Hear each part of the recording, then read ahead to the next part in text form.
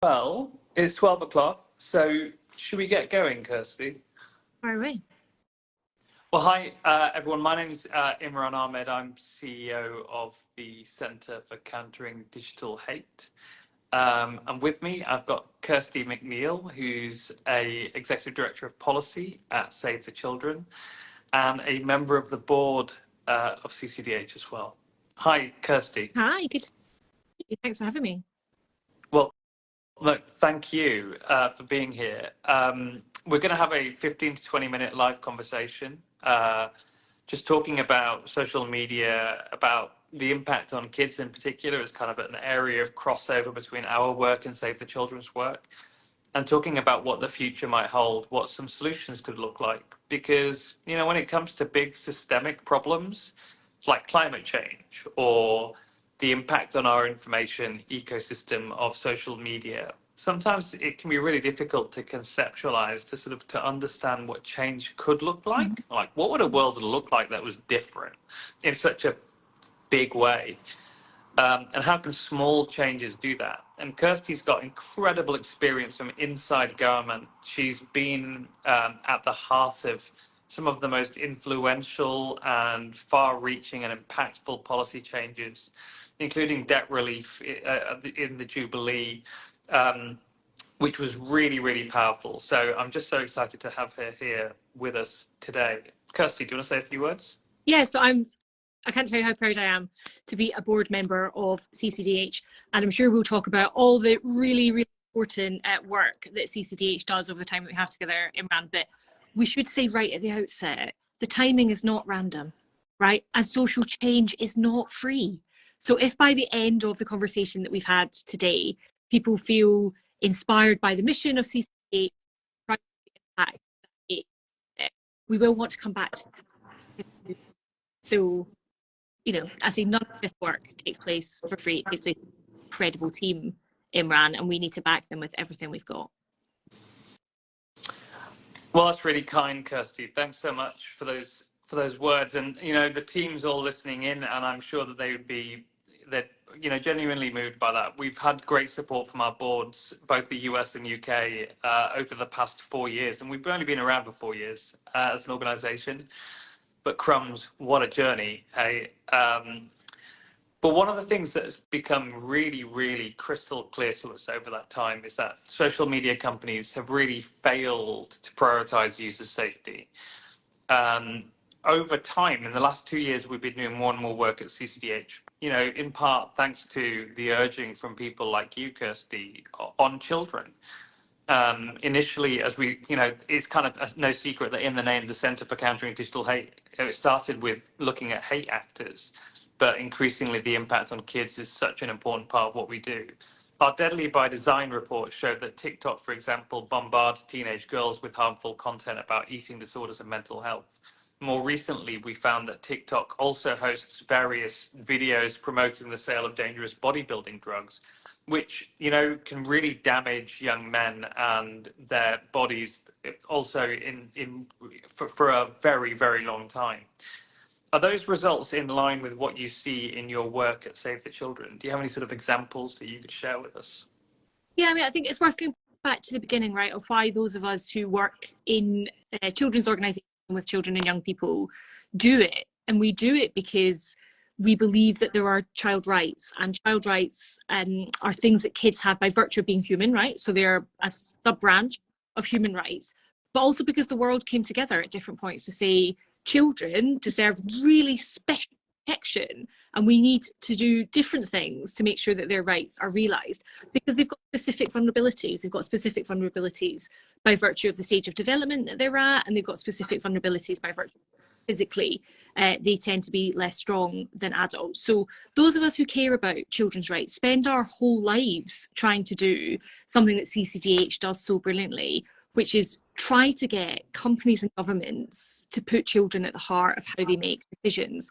And it's not just the social media companies, actually. We find that companies all around the world don't give children and young people's rights and interests the priorities that they should. So we exist to try and make sure that they do that. And the reason that's so unbelievably important online is not just because kids are spending so much of their time there, really, constitutive of their whole understanding of the world.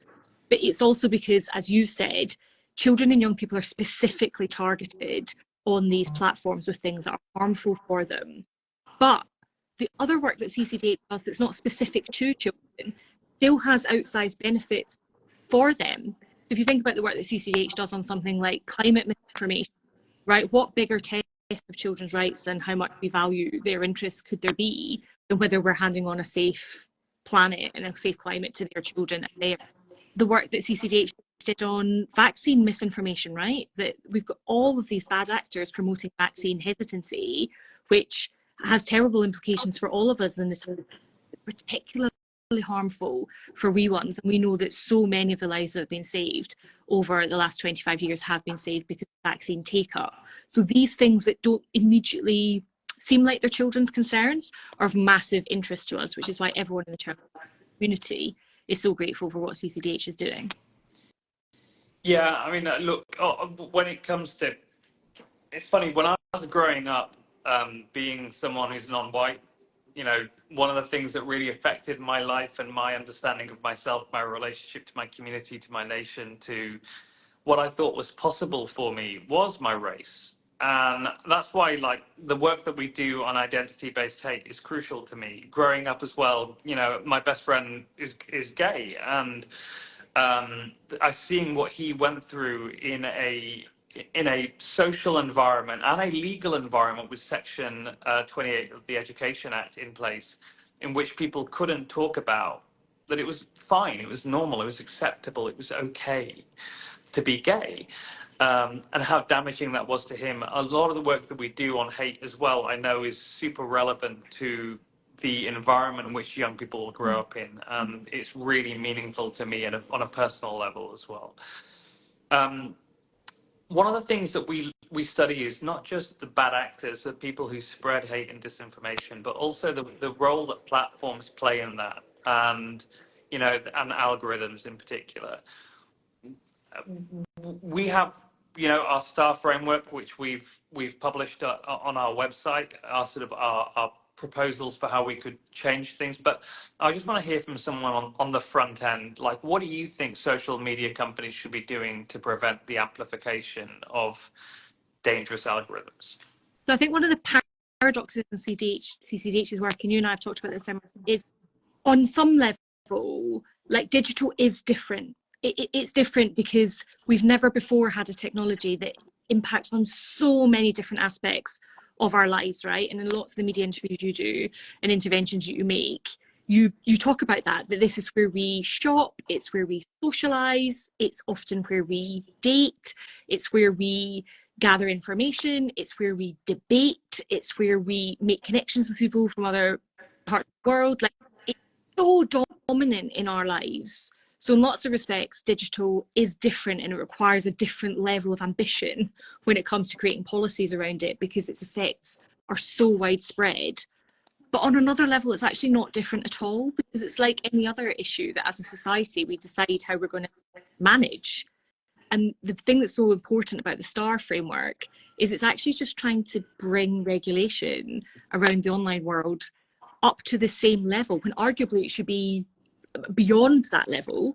But it's actually just trying to bring it up to the same level of the fact that we regulate whether our water is going to harm us. We regulate whether the food that children eat will poison them. We regulate whether toys will make them choke or give them poisoning if they put them in their mouths. There's loads of things that we regulate absolutely routinely in our society, because at different points we as citizens have come together and made that decision. And one of the things that CCDH does, I think, is really important, although we have digital in the name and lots of people think of us as a sort of digital organisation, one of the reasons I think it's a really exciting organisation is it's an enlightenment organisation that's there to say, before we were users, and I really resent this idea that I'm a social media user, what I actually am is a human being endowed with human rights. And then my sort of second identity after that is that I'm a citizen. I'm a citizen of a body politic. And like everyone in that body politic, I've got an equal right to make decisions about how we regulate things that we share in common and that dominate our common life. So I think the STAR framework really reminds us of that in the end, these are just companies like any other, and we get to make decisions about whether they're allowed to harm us. in the same way that we regulate all sorts of things about how cars can be designed, whether they're safe or not, and so on. So I think the STAR framework sounds sort of technical, and it's an acronym and it stands for 4 things. So it can sound like it's sort of a technical policy type thing, but it's not actually. It's a really powerful reaffirmation of our common citizenship and the equality that that citizenship represents. I think that's why I'm excited about it. I'd say I know it can sound a bit technical, but I actually think it's really moving if you think about it. Yeah, and it's funny for me. I'm talking to you from Washington, D.C. today, where I live, and where I am told 1,000 times every day by 1,000 different people that it's impossible for us to regulate social media companies because, I don't know, they've just got a whole load of bizarre reasons for it. In part, they say, well, if you regulate social media companies, it would damage their business. Every company in the history of mankind has always said that about regulation. The truth is that what happens with regulation, 1,000 people give you 1,000 reasons why it's impossible. And then once the regulation is in place, they give you 1,000 reasons why it was inevitable. And I can think of millions of reasons why it's inevitable. Young people whose minds have been hurt by disinformation and hate. We know Ian Russell, who is on the board of CCDH alongside us, whose daughter Molly took her own life when she was a teenager as a result of the content she was consuming on social media. But we also see the worrying trends in conspiracism in young people from our most recent polling. And I think to myself, well, I have millions and millions and millions of reasons why we need to have change. Just while we continue that work, and I mean, we've been so successful as an organisation that in the first 4 years we've been at the heart of getting legislation in place in the US, in the UK, and in the EU.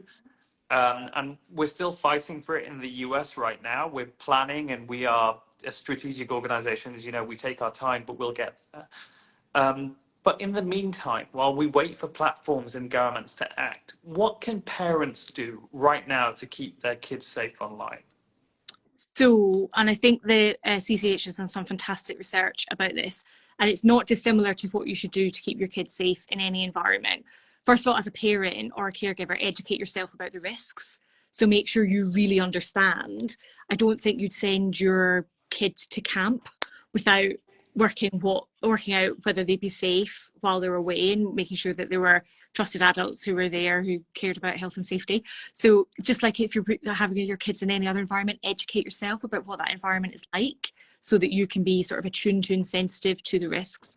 Talk to your kids, talk to your kids. And I know that lots of parents and caregivers feel inhibited from doing that because they're worried that they'll be embarrassed because the children will know so much more than them, and they're worried they won't even know what the names of the platforms that their kids are using are, and so on. But you just need to go over that in the same way that you have other awkward conversations with your kids about their birth control or any other thing that you need to know about so that they are keeping themselves safe. Have the awkward conversation to make sure that your kids know that you're there for them and that you are interested in keeping them safe. So have the awkward conversations, get over the embarrassment. It's far too important for your embarrassment to be inhibiting. So make sure you talk to them, make sure you set ground rules. And that's just true about any form of parenting. There should be ground rules about this in the same way there should be ground rules about when people need to get in at night and when they need to call you to let you know that they're on their way and so on. If you have boundaries around everything else, you have to set boundaries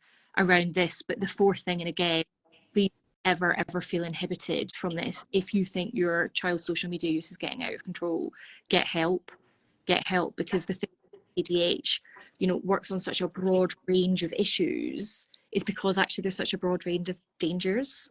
Yeah. And there will be specialist help for if you think your child has gone down a kind of incel rabbit hole or is kind of turning sort of against feminism or is being sucked into Islamophobic extremism or anti-Semitic extremism, or if you think your kid is being dragged into something, there will be a special organisation that's there to help. And the reason CCDH works on all those different things is because the dynamics about how people get sucked into racism or misinformation, the dynamic, but the topics will have separate organisations that can help you. So never ever be frightened to ask for help if you think your kid's being pulled into something that's putting you in danger.